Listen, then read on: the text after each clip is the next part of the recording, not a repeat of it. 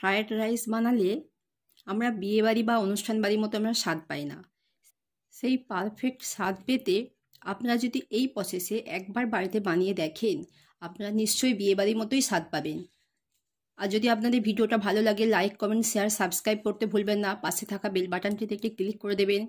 আপনারা দেখছেন Sadia's kitchen with village food. আপনারা দেখতেই পাচ্ছেন লুকটা কত সুন্দর হয়েছে। আপনারা এইভাবে অবশ্যই একবার ট্রাই করবেন, আপনাদের যথেষ্ট ভালো লাগবে। কি রেসিপি? Fried rice. আমি এখানে গাজর কেটে নিয়েছি, বিনস নিয়েছি, মটরশুঁটি নিয়েছি, আর নিয়েছি কাজু, কিশমিশ, দারুচিনি, লবঙ্গ, এলাচ আর তেজপাতা।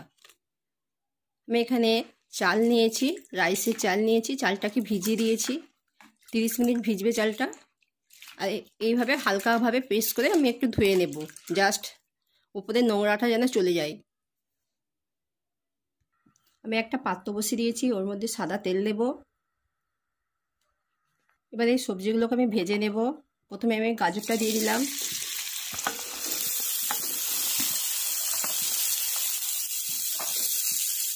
আমি ওর সাথে বিনসও দিয়ে দিলাম। এই দুটোকে একসাথে আগে ভালো করে ভেজে নেব।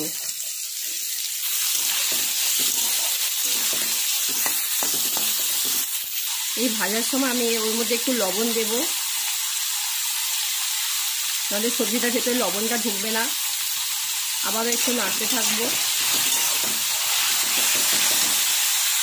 আপনারা এই সময় গ্যাসের ফ্লেমটাকে একদম লোয়ে রেখে ভাজবেন, জোরে আঁচ দিলে এটা সেদ্ধ হবে না।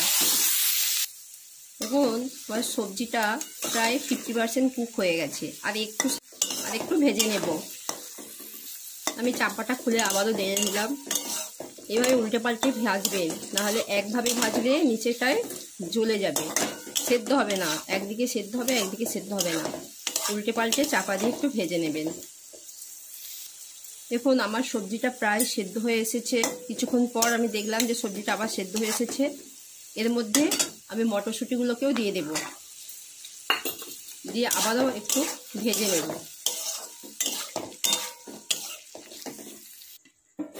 আপনারা মটরশুঁটিটা দিয়ে একটু চাপা দিয়ে দেবেন, নাহলে অনেক সময় কি হয়, মটরশুঁটিটা ফেটে যায়, চোখ মুখে ছিটকে পড়বে। আমি শুঁটিটা দিয়েছিলাম, অল্প একটু লবণ দিয়ে দিলাম।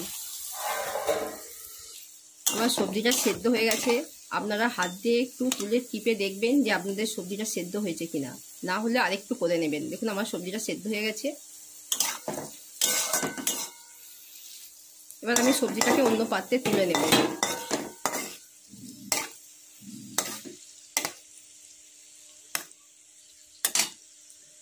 আমি সবজিটা তুলে নিয়েছি। আমি একটা পাত্র বসিয়ে দিয়েছি, ওর মধ্যে জল দিয়েছি, গরম হয়েছে। আমার জলটা গরম হয়েছে, ওর মধ্যে লবণ দেব,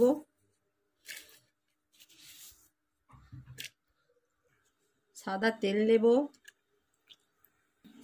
আমি তেজপাতা নিয়েছি কেটে দিয়ে দিব, আমি দারুচিনি, লবঙ্গ, এলাচ নিয়েছি, সেটাও দিয়ে দেবো ভাতের মধ্যে। এবার জলটা আমার ফুটবে, চাপা দিয়ে দিলাম।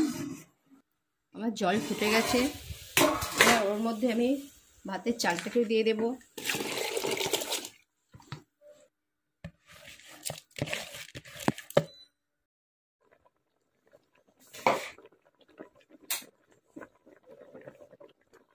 আমার ভাতটা হয়ে এসেছে, 80% কুক হয়ে গেছে।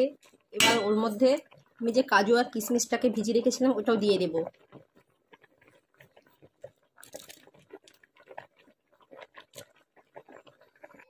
আমার ভাতটা হয়ে গেছে, ফ্যানটা গড়িয়ে নেব। আমি একটা পাত্র বসিয়ে দিয়েছি, কড়া বসিয়ে দিয়েছি, ওর মধ্যে সাদা তেল দিয়েছি।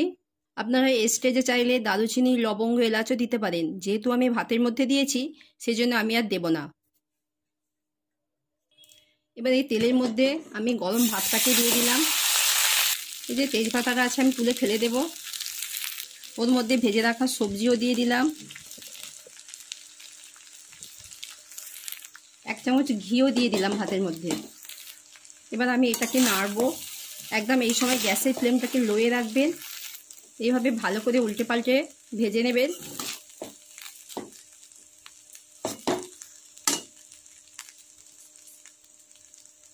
আমি একটু অল্প গোলমরিচকে গুঁড়ি নিয়েছি আর এলাচকে গুঁড়ি নিয়েছি, ভাতের ওপর দিয়ে দিলাম। এবার আমি ভালো করে উল্টে পাল্টে ভেজে নেব। দেখুন আমার দেখতে কত সুন্দর হয়েছে। আপনারা চাইলে এইভাবে একবার ট্রাই করতে পারেন, ভালো লাগবে। আর ভালো লাগলে লাইক, কমেন্ট, শেয়ার, সাবস্ক্রাইব করতে ভুলবেন না। পাশে থাকা বেল বাটনটিতে একটি ক্লিক করে দেবেন, যাতে পরবর্তী ভিডিওটা আপলোড করলে আপনাদের কাছে আগে পৌঁছে যায়। নোটিফিকেশানটাকে অন করে রেখে দেবেন। আর প্রত্যেককে ভিডিওটা শেয়ার করে দেবেন। আপনারা অবশ্যই কিন্তু এইভাবে একবার ট্রাই করবেন, যথেষ্ট ভালো লাগবে। আমার ভাজাটা কমপ্লিট হয়ে গেছে, এবার আমি নামিয়ে নেব। আমি আবারও কড়াতে তেল দিলাম,